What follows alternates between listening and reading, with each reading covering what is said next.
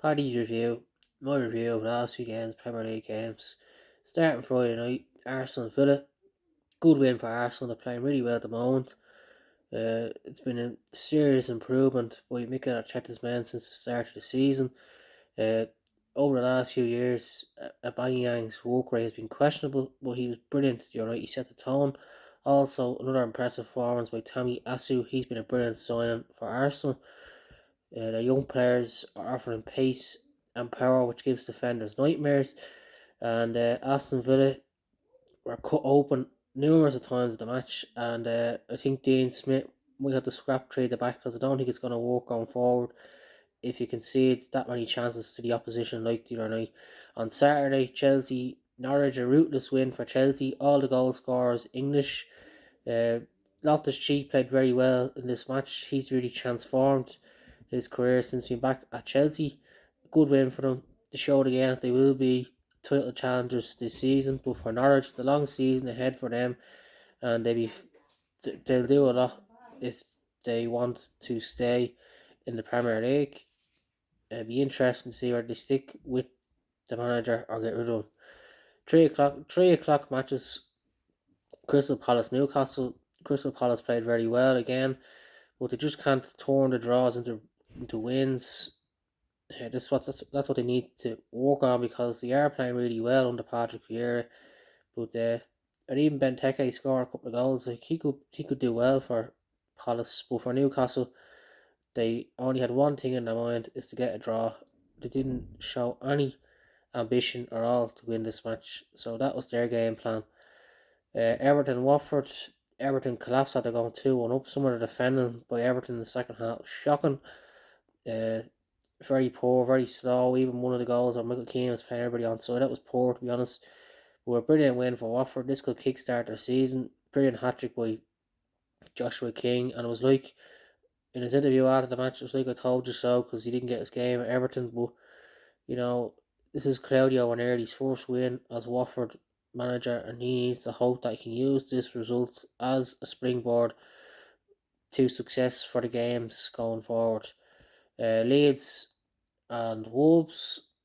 Good attitude by Leeds to keep playing to get a draw against Wolves. Uh, Roman Saiss for Wolves should have been sent off because the tackle he put on Rafinha was terrible. I don't know how it wasn't a red card. Shocking decision, to be honest. Southampton Burnley, good comeback draw for Burnley. Burnley have struggled in the Premier League season so far this season, but if anybody can turn it around, it is Sean Dyche. He's proved everybody wrong before. Plus, they could use this result as something to kickstart their season. And at halfway, Brighton Man City. Uh, Brighton found it hard the first half to get near City. Phil Foden showed again why he's one of the best players in the league. Brilliant 2 goals by him. City played very well. I still think City are a team to beat this year. They're so strong all over the pitch. Even on Saturday, they didn't even start the Brian. That's the luxury of having a brilliant squad. Pep Guardiola will be disappointed with not keeping a clean sheet, but very impressive win again for City.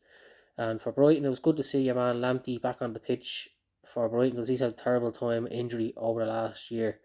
And on Sunday, Brighton Leicester, Tienahan's boss the midfield again. He's a very good player for Leicester, and Leicester could be worried because if he keeps playing like that, some big teams might come in and try and buy him. So they'll have to tie him down, get his contract sorted, and good to see Madison scoring a goal again. He hasn't scored since February. That'll do him the world of good. West Ham against Spurs. West Ham showed again that you can play Europa League Thursday and Premier League on Sunday. There has been a myth around that for years saying that you can't play Thursday, Sunday. It's a taxing schedule, I should say. But West Ham are proving that wrong. Brilliant win Thursday, a brilliant win against Spurs. David Moyes has really rejuvenated his managerial career at West Ham, and Mikel Antonio is in fantastic form at the moment.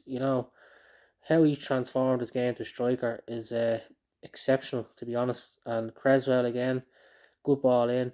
So good win for West Ham, but for Spurs, two steps forward, one step backwards over the last few weeks in the Premier League. And Liverpool, Man United, a brilliant hat trick by Mo Salah. He showed again that he's arguably the best player in the world on current form.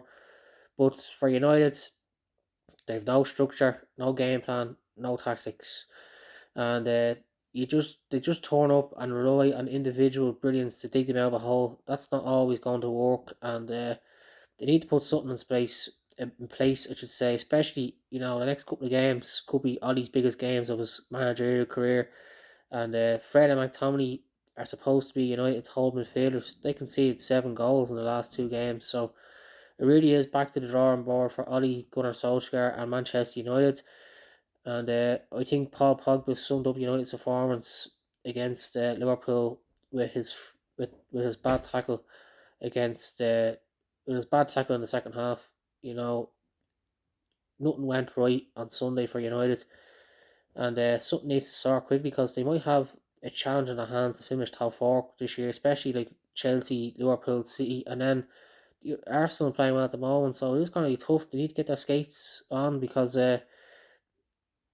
it will be a long road back if you keep uh, dropping points. There's only so many points you can drop in the one season.